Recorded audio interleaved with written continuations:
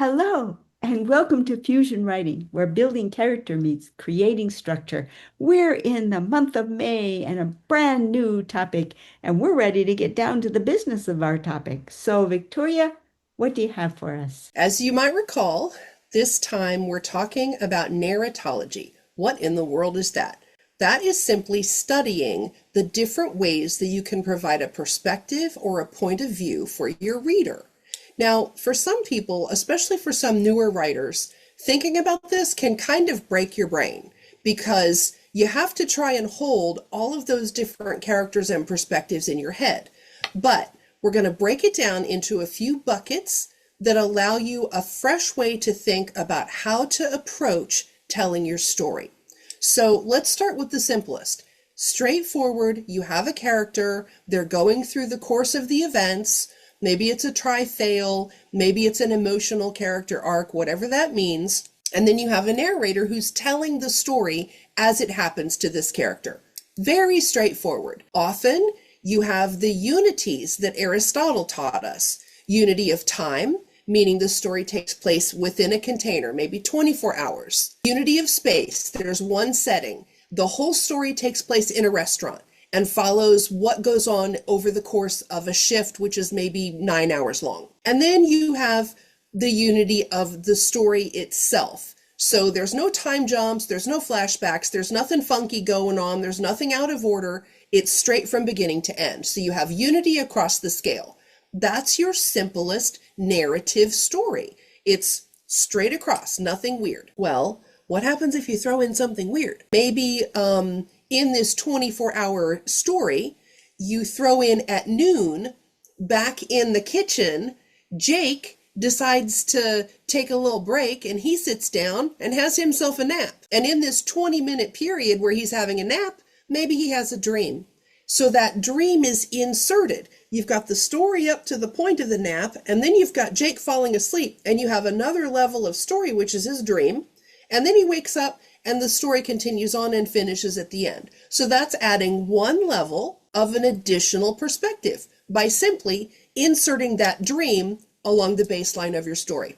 Well, if you really start to think about it and play around, you can do that as many times as you want to. You could literally have 100 little different level spikes throughout the course of those 24 hours.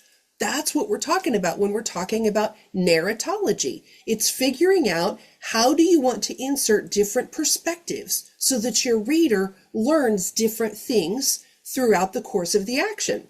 A well-known example of this is the crime thriller that's told through different people's perspectives so that the reader has to discern, okay, Mrs. Smith said this happened, but Mr. Brown said that happened, and Mrs. Felix said it happened like this. Now, if I take those three things and I churn around and think about them as I'm going on my morning walk, maybe by the time I finish my walk, I have the aha, and I realize they're all different, but they're all right. That's another part of playing with perspective. It's how do you unfold those details so that the reader can do the math and figure out the puzzle? So the way I want to wrap this up for today is I want you to start thinking about a way to introduce multiple perspectives into a story. And I'm going to give you a kickoff hint exercise so that you're not just out in the weeds trying to figure out, okay, how do I do this from scratch? This is called The Blind Men and the Elephant. Many of you might be familiar with this story. If you take an elephant and he's standing in the middle of a room, and you take 4 blind men and you position them at different points around the element, and you have them reach out their hands and describe what they touch, maybe one man touches his tail and says it's a snake. Maybe another man touches the trunk and says it's a tree. They can only see what's right in front of them that they can directly put their hands, their perspective on. So that's what I want you to do. I want you to start thinking about in your own story, is there a way that you can take 2 or 3 character perspectives, drop them into one event? Maybe, I don't know, let's say it's a car crash, but each person experiences the information about that event in a different way, and each person comes up with a different perspective. Maybe one person is an 8-year-old, another person is an older teenager, and a third person is elderly and doesn't see very well. See how you can come up with three totally different tellings of what happened? Now, that's your homework. Do a little sketching and playing, do the three men and the elephant, and come up with your own way of providing different perspectives around one core center thing. That's your challenge. I leave you to it, Kathleen. Oh, that's really going to be quite a challenge. Wow, different perspectives and different ways of looking at things. I think that could possibly tie to what I'm going to be sharing in our discussion of patriotism. But we'll see what Victoria has in mind when this presentation is over. I promised you yesterday, if you were here, that patriotism, the character trait, is almost as different from patriotism, the word we just use casually, as a poet's version of heart to a cardiologist's version of heart. They kind of both have something vaguely in common, but they're very, very different. So, how are we going to dig it out? And the answer, the clue, the magnifying glass that lets us peek in and discover what is going on is that we're dealing with an empathy trait. An empathy trait is always about interpersonal reactions. Our characters reacting with the other human beings of the story. All the other traits are different. The insight traits are about seeing and understanding the world. The resilience traits are about coming to grips with the world, dealing with suffering and determination.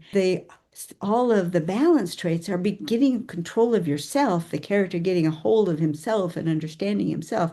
Only when you get around to all of the empathy traits are you finally dealing with the character dealing with other human beings. Okay, so when you think about patriotism in its kind of more conventional sense, you're thinking about waving a flag as the parade goes by, or maybe standing in your classroom and pledging allegiance to the flag, and all of the things around, showing allegiance to your country. Maybe it also encompasses military service, maybe even going to war is to protect your country.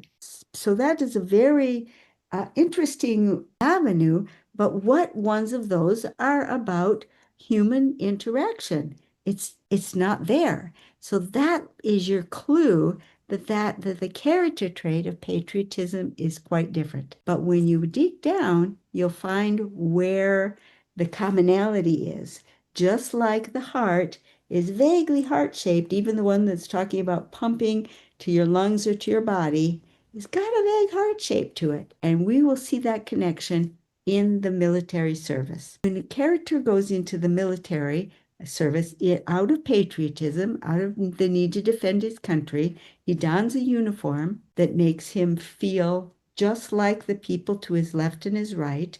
He practices marching, which makes him, submerges him into a group of people moving along. And now you begin to understand that's your link. The character trait of patriotism deals with what happens when the character is submerging his own mental energy into the groupthink of being a member of a group. And now we understand that it goes in two directions. It could be about, patriotically serving one's country, running into battle with your group, or it could also deal with being a member of a mob where you're just going along with the whole energy and force and direction of the mob. You see? But that's still, in a crazy way, that's still patriotism. What? That's still patriotism? Well, it is. But there's something that we have to see when we look at this group think. The character, before he allows himself to relax and submerge himself into becoming a body of human beings instead of a single human being, that takes some evaluation that has to take place. Number one, the character has to ask himself, is this group up to some good? Do they have a good aim? Do they have a good purpose? Because if I'm going to subject myself to whatever this group is doing, I better be sure that I'm agreeing with where they're going. All right. Well, the next thing they're going to do is, do they have a good method for going about it? Are they going to be really doing things in the right way? Are their methods going to be appropriate? And then the other things you're going to have to ask themselves is, what are they allowing to be given up potentially in favor of this goal? Are you dealing with a situation where you're permitting some evil for some greater good? And what about that decision? This is always a challenge even when you get into war, you have to recognize that, oh my gosh, if you're incurring damage on the enemy, but you know they're trying to incur damage on you. The character has to decide in his own mind, and that's a really kind of a scary one. But it's certainly something that has to go on when your character is going to potentially get into the spirit of things if it were something like a mob. But there's yet another approach. It doesn't have to be the patriotism. It doesn't have to be the mob. There's yet another layer to this that is much more everyday, much more commonplace. And that's when a body of people throw themselves into some common task. And it could be as simple as cleaning up the park. They all show up and with their trash bags in hand and their little stickers, and they collect all the trash, and then maybe afterwards they all go out for pizza. But that's also patriotism. And you can see here in patriotism, you see that duality too. You see the performance as a body, you're performing as a body of people, like the character trait, but you also see the civic duty. You're cleaning up the park for the betterment of the people. So you can see this dual action, just like the cardiologist and the poet. Patriotism is a really, really fascinating character trait. So, Victoria, what do you have to add? Wow, that one is deep and wide and multi-layered, much like the duty of a narrator is. So I love the different angles and aspects of looking at motivation and if a person is aligned with the goal. What are the methods? Are they making sacrifices? I mean, these are all fantastic lenses that most certainly help determine things like perspective and narrative voice.